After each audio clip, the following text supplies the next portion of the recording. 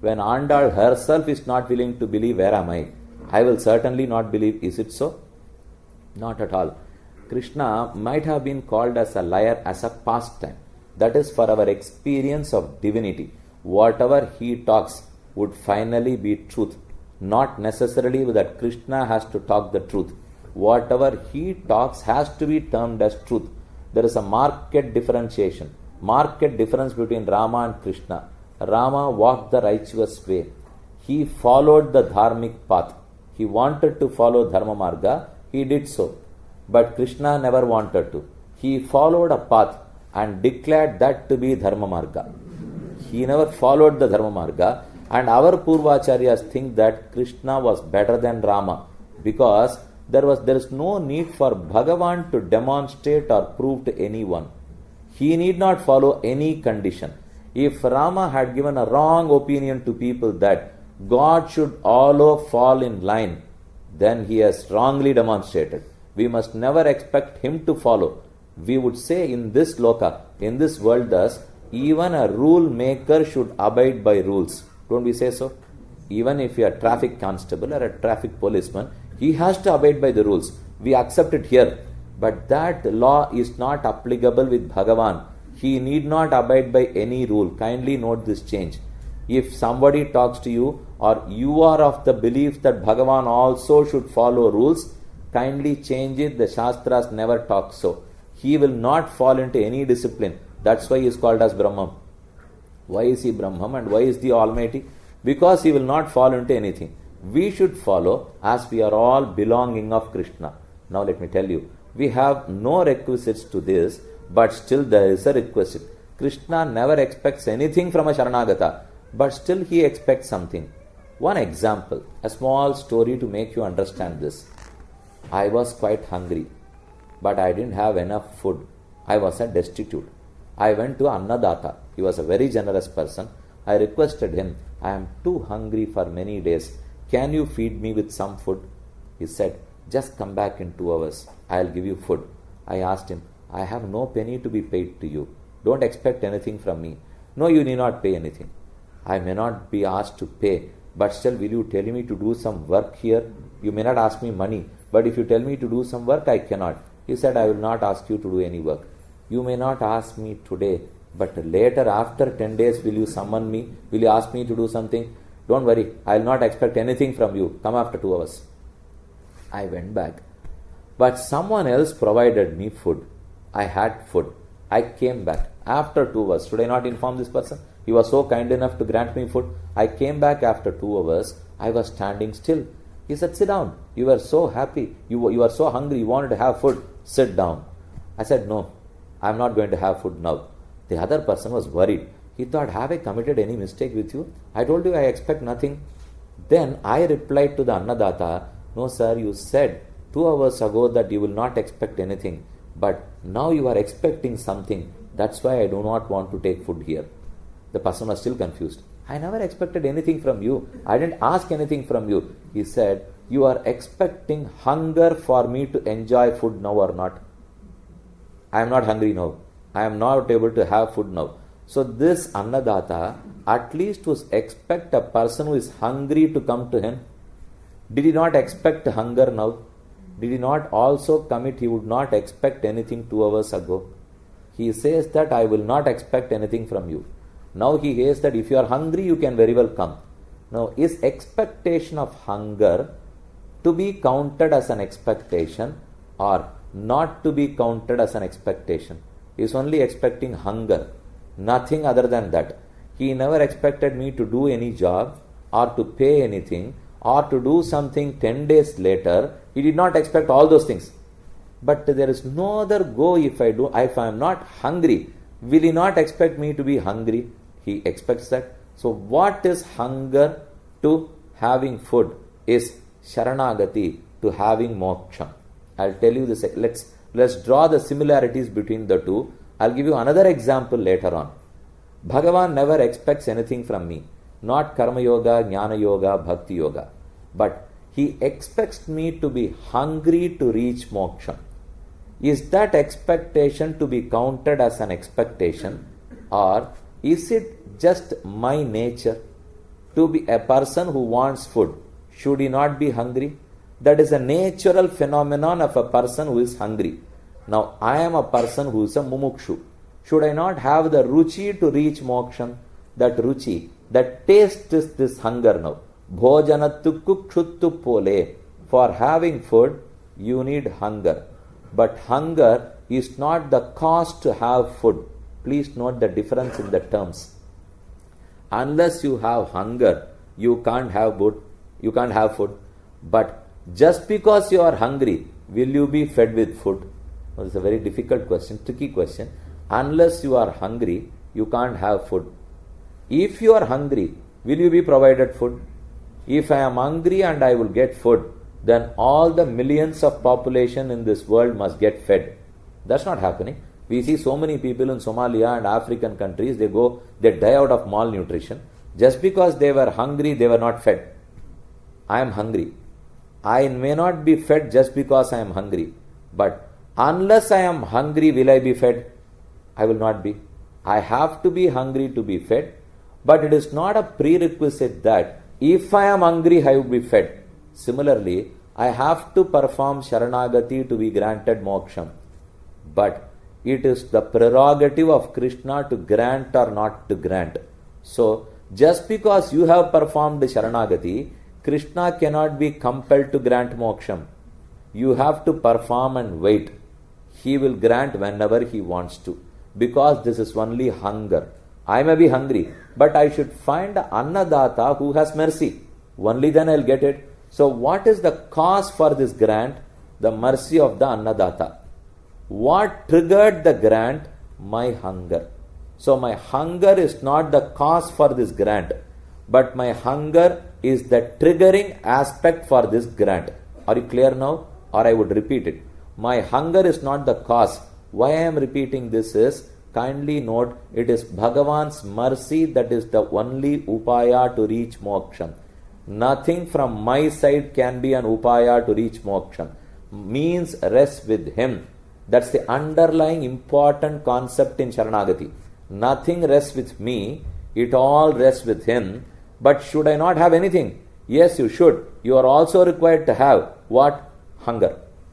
The taste to feel moksha. The taste to experience moksha. If you are full of that taste and want, he grants you moksha. But a taste cannot be the cause of the grant. Only the generosity of the giver can be the cause of the grant. My giver is generous. He was very kind enough to grant me. So his kindness, his compassion, his mercy, these are all the causes. These cause the grant. But what should have caused? If I perform Bhakti Yoga, then the cause rests with me. Because it is through my efforts I reach Vaikuntha. Then the cause is with me. But in Sharanagati, the cause rests with him. His mercy is the cause. Then can you argue like this? Since his mercy is the cause for this grant, why not I do not perform Sharanagati? Anyhow, he is the Annadata, he is going to grant. Let him grant on his own. Why do you request me to perform Sharanagati? This performance is not a performance of a upaya. This performance is communication of hunger. You note that point? This performance is just communicating that I am hungry to my Lord. Having heard that my disciple is hungry, Bhagavan out of his compassion grants moksha. So, not that I was hungry and I was given, because there are so many people who are hungry, they are not given. I communicated my hunger, I communicated to the right person, he was full of compassion, so his compassion made him grant moksham to me. After performing Sharanagati, I cannot also compel Krishna, now this moment you grant me. You can, but he may or he may not. The prerogative, the call rests with him. ஆழ்வாருடைய ஒரே ஒரு பாசுரம் சொல்றேன்.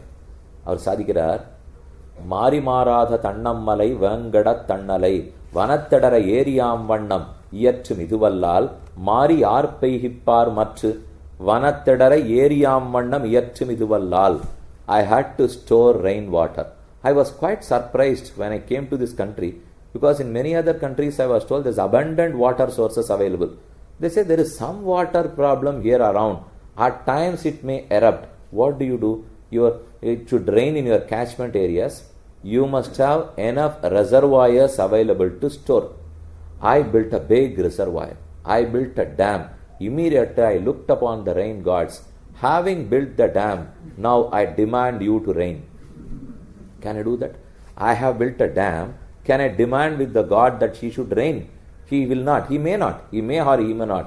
So building a dam is not the cause for rain. For that, I thought, anyhow having built a dam, it is not going to rain. Why build a dam at all? Why build a reservoir at all? Let me not build. Anyhow, as I built, he didn't rain. So let me not build. If you do not build, when it rains, you cannot store. The problem comes there. So you will have to build and wait. Just because you built it, it's not going to rain. But if you do not build it, then you waste rainwater. Similarly, just because you surrender, he may not grant.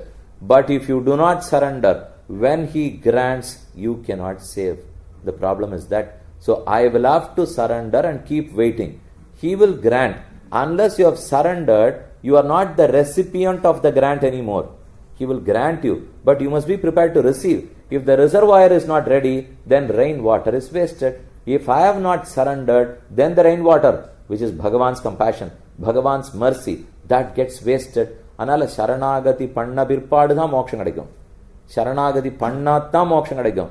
Ana Sharanagati Pannattukaha Moksha Kadaichurat. Sharanagati Pannatta Moksha Kadaikum. Sharanagati Pannattukaha Kadaichuruma Bhagavanuடைய கிருபையால கிடைக்கும். அவருடைய கிருபை தான் மோட்சத்துக்கு காரணம். அப்படின்னா நான் சரணாதி பண்ணாத இருக்கட்டுமா? பண்ணாட்டா கிருபை கொற்றச்சே வீணாயிடுமே. அதை வாங்கிக்கணும் இல்லையோ?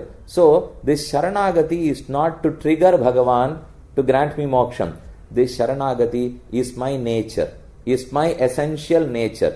To perform and keep waiting is my nature. After I have performed it, he out of compassion and mercy grants me. So this is a very subtle principle in Sharanagati, which you have to think over many times. It's not that easy. I have told you, on the face of it, it may look very easy. இந்த வார்த்தை ஜாலம்லாம் ரொம்ப நன்னா இருக்கும், கேட்கறச்சே நன்னா இருக்குமே தவிர போய் உட்காந்து என்ன சொன்னார் இப்போ அவர், சரணாதி பண்ணாதான் மோட்சம்னார், ஆனால் பண்ணதுக்காக மோட்சம் இல்லைன்னார், நான் ஏதானும் பண்ணாலும் மோட்சம் இல்லைன்னார், பண்ணாட்டாலும் மோட்சம் இல்லைன்னார், கடைசியில் இல்லைன்னு சொல்றத இத்தனை வார்த்தையில சொன்னாரோ அப்படின்னு நமக்கு சந்தேகம் வந்துடும். I am not trying to confuse here.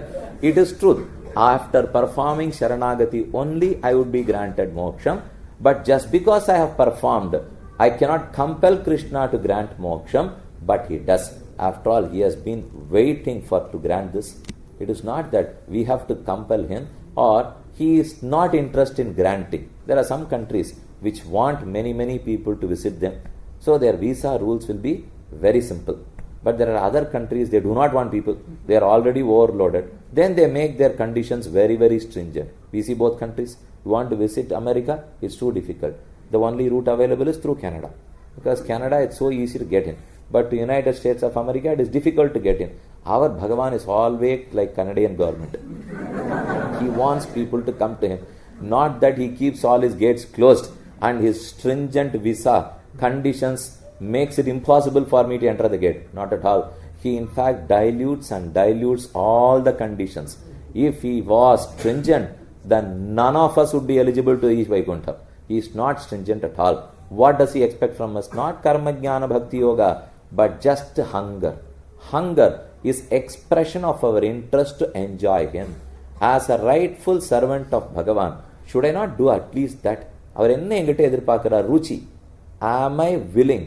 That willingness, that love is the only thing which he expects.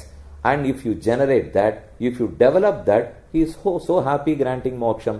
What will he expect? So now let us recapitulate all that we have discussed. As a Sharanagata, there are no conditions. You can be anyone. Sharanagati can be any time. Sharanagati can be at any place.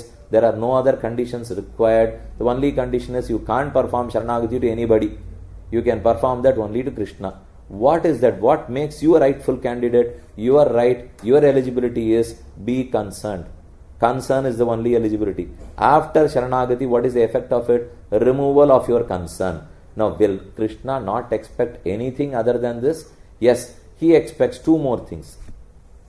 I know you will all be wondering. By the end of this session, he is going to come out with all the conditions. but slowly and steadily I am releasing every condition one by one. Now there are two more conditions here. The conditions are, Bhagavan expects nothing else, but he expects a Purusha and Purushakara. He expects these two. He expects a Purusha. For example, he may not expect anything from a surrenderer. Will he not expect a surrenderer or not? He does not expect anything from a surrenderer, but at least he wants a surrenderer. If there is no Sharanagata, whom will he grant moksham to? So he expects, oh my surrenderer, please come to me. You have to perform Sharanagati. As a Sharanagata, I will grant you. We said, you said you will not expect anything. Then why do you expect a Sharanagata to come to you? If I don't turn up to him, whom will he grant it to? So he at least needs a Purusha. He needs a Sharanagata. Without a Sharanagata, he can't give moksham to anyone. I go and request to a principal, I need an admission to my son. Principal said, okay, you bring your son tomorrow, I'll try and do my best, I'll certainly give you an admission.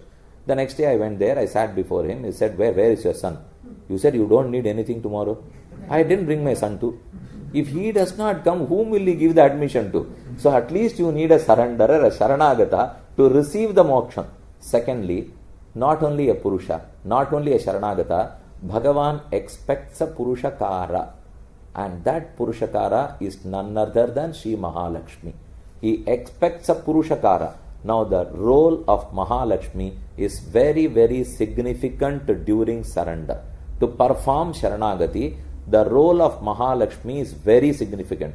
What will she do? Sri Vedanta Deshika, in one of his treatises on Rahasyatraya, he says that I am here, the recipient. Bhagavan is here, the grantor. He is the one who is going to grant. I am the one who would receive. Where is the need of a third person in between? I don't need her at all. What is her role? Why is she needed at all? She is needed. And the reply is what we are going to discuss in detail today. So Bhagavan expects Pirati, Mahalakshmi as a Purushakara, and of course he expects me as a Sharanagata. I am required to receive. Pirati Mahalakshmi is required to trigger, to recommend. The status of Mahalakshmi is that of one who recommends. She recommends my case to Bhagavan. Now, having known this, let us go through the 3-4 slides which I have given for easy understanding here. What does the name Mahalakshmi mean? What will it mean? Lakshmi. Lakshmi. Lakshyate anaya iti Lakshmi. The word Lakshmi means Lakshyate anaya. All the children are glanced by her. Lakshyam is subjective. The vision of Mahalakshmi, the objective for the vision of Mahalakshmi, the objective for the look of Mahalakshmi is to glance at all of us.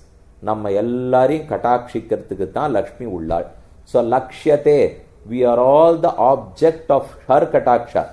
Anaya, by her. We are all looked by her. Thus she is known as Lakshmi. Lakshyate anaya iti Lakshmi. She is also known as Kamala. Now you can easily get to know the role played by Mahalakshmi here. Kamala kuchachu chukakumkumate. You would have heard about that. And we also have this name Kamala. It's quite a popular name. What does this Kamala mean? You all know it is a lotus, Kamala. So one who looks so beautiful like lotus is called as Kamala. The matter ends there. But we are not going to talk about that. Ka, mau, latiti, Kamala. This is very important. Ka, ma. It talks about two entities, two real entities. Ka, mau, latiti, Kamala. Ka, Brahmam, Bhagavan. Ma, Jivatma, all the souls. Ka, mau, between Bhagavan and the Jivatma, lati. This verb, it's a verb. The verb lati means la dana adane. Dana to give, to grant.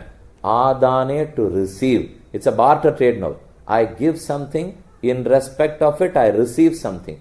I give something, in return I receive something. So Mahalakshmi gives something, receives something. What does she give and what does she receive? Ka ma latiti Kamala. Ka Brahmam, ma Jivatma. She offers Jivatma to Brahmam. and receives the grace of Paramatma to the Jivatma. Latiti Kamala. So she gives and takes. This Jivatma is a belonging, is a property of Paramatma. This property has gone astray. So Mahalakshmi ensures that the property is retained with her rightful husband. So she ensures that this property is given to Paramatma. La, Dana, Adana. In return, she receives the grace of Paramatma to this Jivatma. Kamaulatiti Kamala. This is the job of a great mediator. So she is a mediator. She is the one who recommends, and she is known as Purushakaraha. So Kamaulatiti Kamala. The status of Mahalakshmi is Purushakaraha. It's a Pullinga Shabda. It's a masculine gender word. In Sanskrit, you see masculine gender, feminine gender. The words have genders in Sanskrit. The object has genders. If you have to use a word in Tamil or English, it depends on the objects which that word stands for. For example, if I call a girl, then the word calling a girl would be a feminine gender word. That's not in Sanskrit. The word has gender. The same word, you can have a feminine gender word, a masculine gender word, both representing a male or both representing a female. I'll give an example. Patni, Bharya is a feminine gender word. A wife. A wife is feminine gender. So the word should also be feminine gender. Yes, Patni, Bharya is a feminine gender. But Daraha is a masculine gender word which means wife. Kalatram, it is a Napumsakalinga word which means wife. So a Napumsakalinga word can stand for a male, can stand for wife. A feminine gender word can stand for a wife. A masculine gender word can stand for a wife. So in Sanskrit you have to be very, very cautious. Any word of any gender can denote anyone. To digress, I'll give an example, it will be quite interesting. Mahasura Grihasthuna Pitamahyabhut. Vedanta Deshika, in one of his works, he explains, from the great stamba, from the great pillar, it broke. There was a thundering noise and Narasimha Peruman came out of it. Mahasura Grihasthuna Pitamahyabhut. She says that the pillar of the Asura Griha, the pillar of the bungalow, the big Maligai of Asura Hiranyakashipu, that became the Pitamahi. In Sanskrit, Pitamahi means grandmother. Vedanta Deshika says that this pillar turned to be a grandmother. How can a pillar become a grandmother? I know about my grandmother. How can a pillar become a grandmother? World's father is Brahma, the Pitamaha. Brahma, the four-headed god, is known as Pitamaha. Pitamaha's father is Brahma, was created in the lotus navel of Bhagavan. So is he not the son of Bhagavan? Brahma's father is Narayana. Now Narayana's mother is this pillar, because this pillar gives birth to Narayana now. So Narayana's mother is this pillar. World's grandfather is Pitamaha Brahma. Pitamaha's grandmother is this pillar now. So this pillar becomes the grandmother of the grandfather. Mahasura Grihasthuna Pitamahyabhut. When he said so, with a pun, he uses the word sthuna. You could have used the word stambam. Stambam is a Napumsakalinga word. Sthuna is a feminine gender word. He wantedly uses this feminine gender word. The Vyakhyata, the commentator, explains why so. It is so because this is a Prasava Prakarana. Now we are talking about pregnancy and childbirth now. Why call this pillar with an Apumsakalinga word? Pregnancy and childbirth are related with females only. So at least let me use a feminine gender word to denote that. I could have used stambham, which is an Apumsakalingam. Instead he uses thuna, which is a feminine gender. He uses a feminine gender word because it is now giving birth to a child, which is Narasimhavatara. A male cannot give birth to a child. A Napumsaka cannot give birth to a child. Only a female can. So he wantedly uses it. He was known as Kavitarkika Simham because his prowess in using the right words to denote the right meaning. Mahasura Grihasthuna Pitamahyabhut. So you must note here, any word, any gender. The gender is to word. Gender is not to the object at all. We are going to talk about Mahalakshmi, who is the greatest of the females. She is known as Narinam Uttama Vadhuhu. Out of all the Nari Manis, out of all the females, she is the head of them. But that Nari Mani is called by a Pullinga Shabda. Purushakaraha is a masculine gender word. So a masculine gender word is explaining the status of Mahalakshmi. Is it right?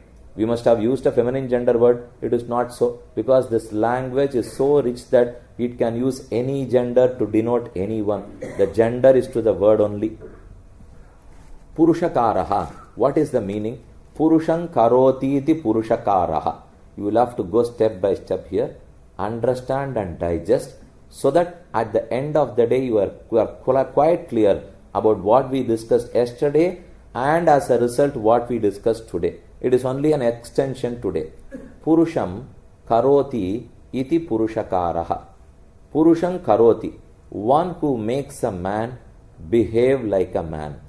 She is a purushakara. Purusham karoti. She makes a man. Not that she creates a man, but a man should behave like a man. He failed to behave like a man. Pirati Mahalakshmi ensures that he behaves like a man. Purusham karoti.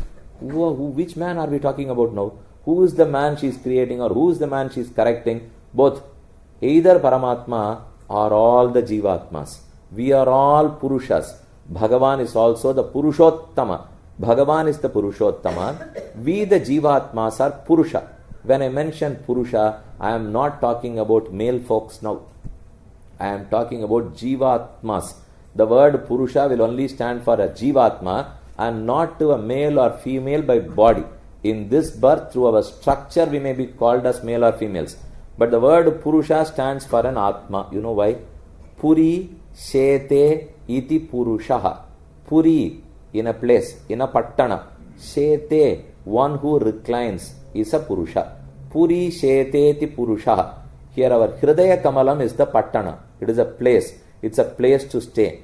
Atma reclines there. He sleeps there. Puri, in the Hridaya Puri. Shete, as he reclines there, he is known as Purusha. So the Atma is called here as Purusha, not a male or a female.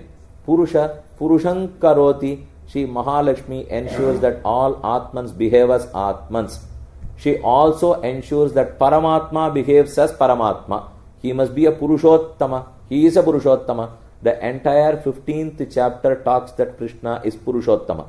Atosmi loke vede cha prathitaha Purushottamaha. Dvavimau purushau loke ksharaha akshara yevacha. Ksharas sarvani bhutani kutasta akshara uchyate. Atosmi loke vede cha prathitaha Purushottamaha. I am the Purushottama, the most supreme. Krishna boasts of himself, but at times he forgets that. He must behave as a Purushottama always. Krishna forgets to behave as a Purushottama.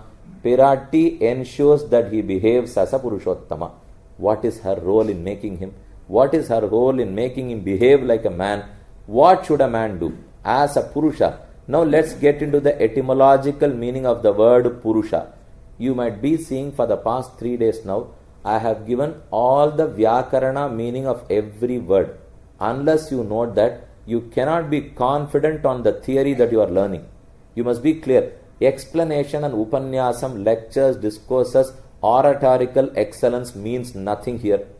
No one will give any respect to those things in this Sampradaya. Here, definitions, your grammar, whatever you talk of, the concept, the strength of it, the Vada, Prativada are very, very important. Unless you are clear there, then you will lose on the way. என்னென்னமோ பேசிகிட்டே இருக்கலாம். என்ன சொல்லியிருந்தார், 2 மணி நேரம் சொல்லியிருந்தார், அவருக்கு தெரிஞ்செல்லாம் சொல்லியிருந்தார் அப்படின்னு. அப்புறம் அப்படி சொல்லியிருந்தா போருமா? இப்போ என்ன இருக்கோ வியாக்கரணப்படி, மீமாம்சப்படி, தர்க்க சாஸ்திரப்படி தப்பில்லாத வச்சுக்கணும்.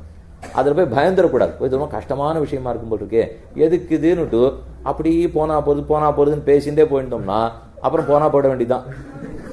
எங்கே போகிறது? போக வேண்டிய இடத்துக்கு போக வேண்டாமா? அது போக வேண்டிய இடத்துக்கு போனோம்னா அப்போ தெரிஞ்சுக்க வேண்டியது தெரிஞ்சுட்டு தான் ஆகணும். புருஷா புரு பகு சனோதீதி புருஷா. One who grants, one who continuously grants, one who is generous is a Purusha. Puru Bahu Sanoti. He graciously gives. He continuously grants. He is generous as rain god. He is generous as a wish-bearing creeper. He is generous as Kamadhenu. He is generous.